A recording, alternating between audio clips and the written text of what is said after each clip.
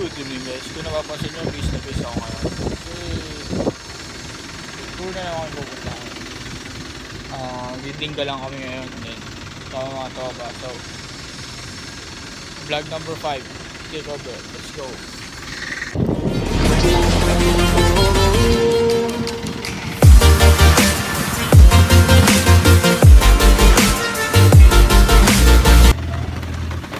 Let's move out.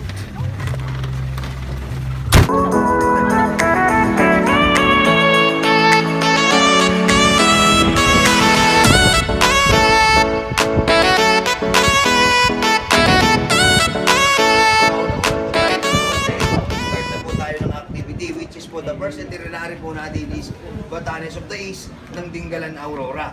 Ano po, back trail po lagi tayo guys ha, wala po tayong traverse. Pag kaya nyo pa po mag-lighthouse, another 30 minutes hike, medyo madulas.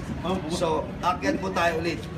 Akyat po tayo ulit, tapos baba po tayo ulit. Ano po, after po nun guys, sorry for the word ko, ano po, hindi po tayo pwede po ngayon makapag-island hopping. Ano po, bakit po? Open po kasi yan for Pacific Ocean. Ang alon po natin doon 4 to 8 feet. So guys, sa lahat ng itinerary, kayo po ang masusunod except island hopping. Wala po doon ibang masusunod kundi si Kuya Albert. Kahit gusto ng bangka, gusto ng joiner, gusto ng organizer, hindi po pwede sa akin yon. Ako po ang masusunod. Bakit guys? Ganito lang talaga yung boses ko kayo, matakot ha. Masakit na kasi alam mo na po eh. Bakit guys? Hindi ko ipagpapalit sa isang activity yung opportunity na naghihintay sa inyo sa Maynila. Tama ba si Albert? Ano po? Tama po. Kasi activity lang po yun guys. Activity lang yun. Open for Pacific Ocean po kasi yun. Kahit ngayon po, hindi rin po nila susubukan. Guys, nasubukan ko na po yan. Tumuog po yung bangka namin dyan. Makulit po yung turista. Pinagbigyan ko. Mga cellphone nila.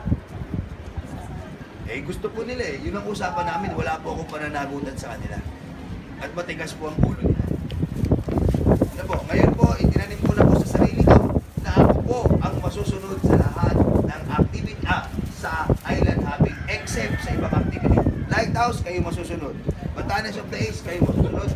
Tanawan Falls, kayo masusunod. Piodex, kayo masusunod. Basta yun lang po. Yun lang po ang hindi po pwede kayong masusunod. Ako po ang masusunod na po. Power. Ano po, nakita niyo po yung alon na po yun. Sako po yan ng Pacific Ocean. Open po kasi yan dito. Ano po, ang pupuntahan po kasi natin guys ay dito. Bakit kay Albert dito walang ganong alon? Naka-block po kasi dyan yung bundok ng Batanes. Kahit yung Dingalan Bay, wala pong alon. Doon po kasi wala na po yung bundok doon sa gitna, kaya open na po yung for Pacific. Kaya malalaki po yung alon. Pero makikita nyo din po yan pag-akyat nyo ng Batanes of the East or Lighthouse. Makikita nyo po kung anong itsura ng dagat meron sa baba. Ano po? Power. Okay po. Pero guys, ang kagandahan po niyan, pag pumihit po yung hangin, mamaya, pag pumihit yung hangin at naghabagat po yan, pupunta po tayo. Ano po? Pupunta po tayo. Huwag po kayo mag-alala. Basta pag pumihit po yung hangin, naghabagat, hindi po amihan, punta po tayo. Okay? For example, natapos na natin lahat ng activity natin. Lighthouse, Batanes, for example, nakapag-island hopping tayo. Balik po tayo sa White Beach. Ano po? Pagdating po natin sa White Beach, nakaset po kayo sa food and flight. Ano po? Sorry guys ha. Sorry po sir. Wala po tayong isdang white salmon. Ano po? So ang ipinalit po na lang po, bangus na lang po. Ano po? Kasi po wala po silang huli. Wala pong press. So hindi po ako bumili ng, wala po ako nabiling white salmon. So ang ulam nyo po, meron po kayong isda na bangus, meron po kayong liempo, meron po kayong hipon, meron po kayong alimasag, may adobong pusit, tapos po may peritong talong, tapos po dessert niya po is saging, wala din pong pakwan. Ano po? Saging na lang po yung inyong pong dessert. Ano po? Siyempre, meron kayong bigas. Okay, kanin. Pag di nyo na po na-appreciate yung white, for example, tapos na po tayo for the Boodle Fight, pati sa White Beach. Ano po? Hindi nyo na po ma-appreciate yung dagat. Sino po yung galing dito kay sir? Si sir galing, alam niya ni sir kung anong itsura yung dagat. Galing na po kasi siya dito. Pag hindi nyo na po ma-appreciate yung beach, pwede na po tayong umalis sa White Beach. Pwede na po tayong Tanawan Falls. Okay guys, lahat ng gamit na mababasa, pagpunta at pabalik ng White Beach, iwanan nyo na po sa van, lalong-lalo na po sa mga first timer sa Dingalan. Yan po ay mababasa. Pagsakay ng bangka, mahangin po. Baka safe nyo, safe ng bag, tumaog pa yung bangka, guys. Ano po? Bakit ko po pinapaiwan?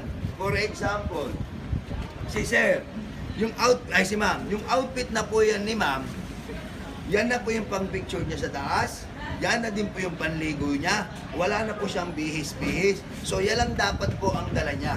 Cellphone, power bank, at saka po pera lang. Yun lang dapat ang dala niya. Bakit? Ang final ligo nyo po pauwi ng Maynila sa Tanawan Falls po. Doon po kayo magbibihis ng final pauwi.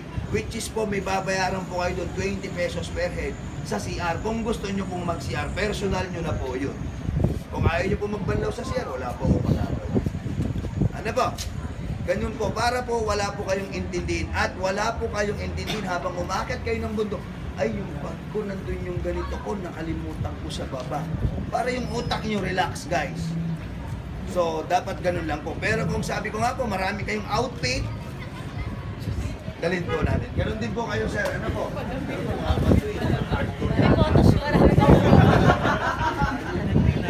May photoshoot. Okay, guys. Huwag mo na po lang kayo. Makalimutan po kayo.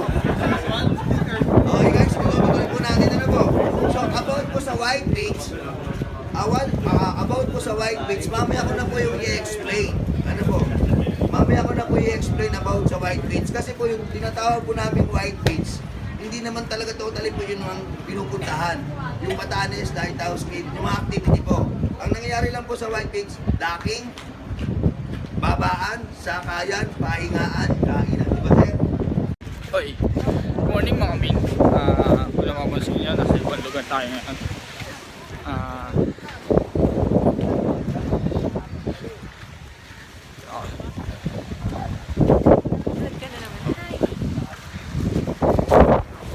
So, may ulit.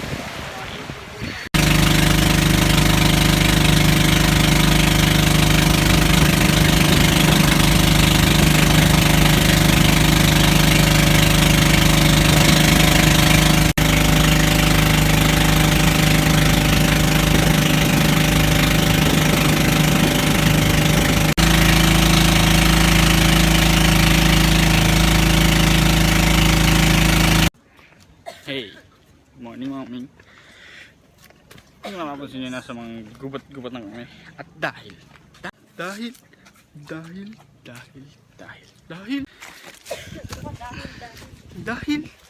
maputik dahil Teka lang, malagkit. ako na yan. Nasaan ba tayo mga yan? Hey, nasaan tayo? Ay! Ang dulas. Papunta daw tayo sa Batanes. Batanes Shit, Surprise. ang sarap. So, kumain ulit guys. Bye-bye. Well, next time bilhin na nga tayo ng sandals. Sandals sa pang-trek. Ha? Bili tayo ng sandals sa pang-trek.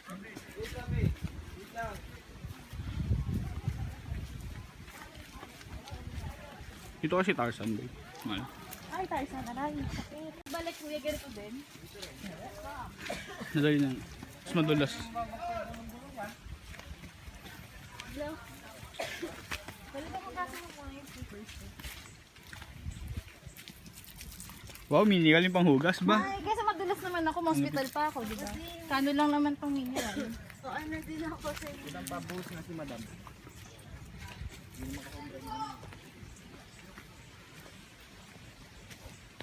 So guys, kung mapapansin nyo, kagubatan. Minsan,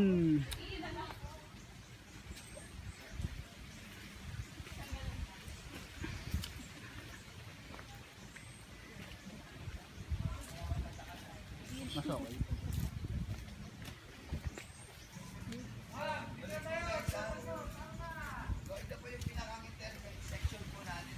Po, sa lahat po ng souvenir items, may nakalagay po na Maedop Dinggalan. Ang ibig sabihin po nung Maedop ay mabuhay Dinggalan. Kuya Albert, Sir Janjan, saan po nanggaling yung salitang Maedop? Yan po ay nanggaling yung salitang Maedop sa Dumagat. Dahil ang una pong nanirahan sa bayan ng Dinggalan ay Maedop. Ang ibig sabihin, mabuhay Dinggalan. Ano po? Alam niyo po yung dumagat, guys? Alam niyo siya? Anong doon? Wala doon dumagat. Dumagat! Kukuing kita eh. Yung mga ita. Yung mga tribo. Tribo siya.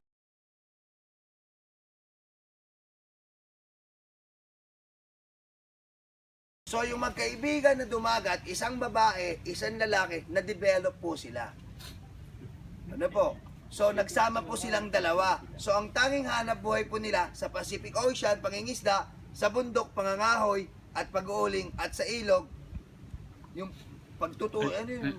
Panguhuli ng mga hipon, tsaka isda pangunguryente. Ganun po yung hanap buhay nila nung unang panahon. So sa tagal ng panahon, nung magka-develop sila, nagkaroon po sila ng anak. Nang pinangalan po sa kanilang anak ay Ding. So si Ding ganun din, makulit din. Kung saan-saan din siya kumukuha ng panghanap buhay nila mag-iina. So sa bundok, nag-uuling din po siya, nangangaso. One time na wala po si Ding sa ilog. So hinahanap po siya ng mga parents niya. Nakita niyo ba si Ding? Nakita niyo ba si Ding? Nakita daw nila si Ding huli sa ilog. Kung saan si Ding ay naglalaro. One time si Ding, tinawag po na yung ilog na po yun ay Galan. So kaya po nabuo po yung salitang Ding Galan. Yung bata ay Ding, yung ilog ay Galan. Okay. Sino ang nakakaalam kung nasan ngayon si Ding? May premyo yan. Free buko. Patay na. Hindi. Hindi. Sir. Tama po, kasama po ni Darna. Okay nga, guys. Nasaan naman ngayon si Ding at si Darna? Hindi pa na-dedelect. Tapos na yung kontrata. Hindi. Alam niyo po kung saan, nasan si Ding at saka si Darna? Nakakulong po. Nakakulong na. Kasi ang presidente natin si Duterte. Kasi ang sabi ni Ding, ni Darna, Ding, ang bato! Ay narinig ni Duterte, so nakakulong. Based on sa story guys, dinagdag na lang po namin. Okay. Ang totoo lang po doon talaga, yung pagkawala po. Okay?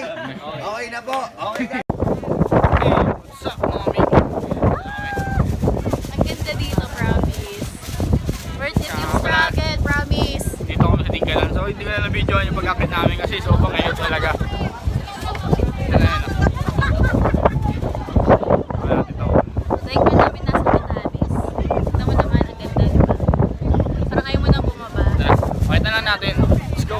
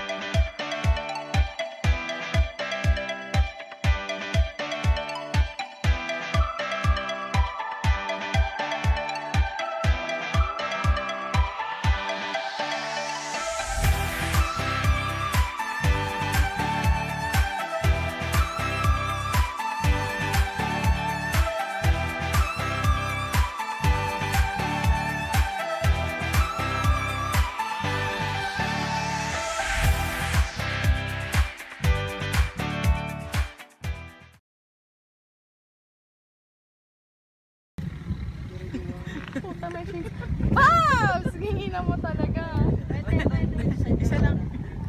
Isa lang.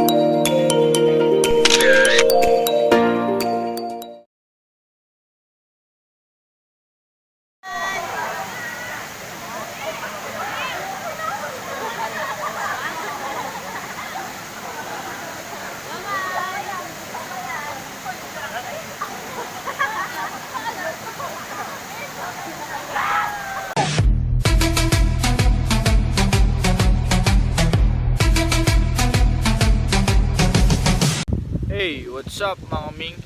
So hindi ko na na-vlog yung mga ginawa namin ngayon kasi sobrang hassle.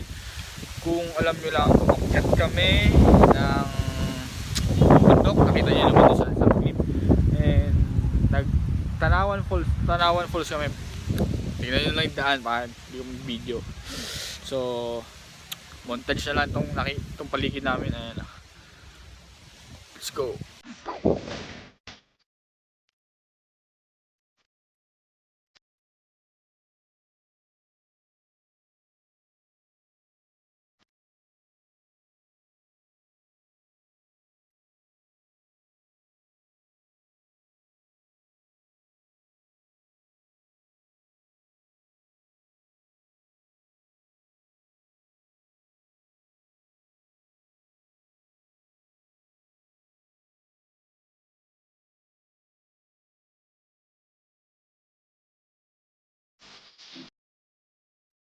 That is it for this vlog mga Ming. Like, comment, and subscribe. Ming, what's up?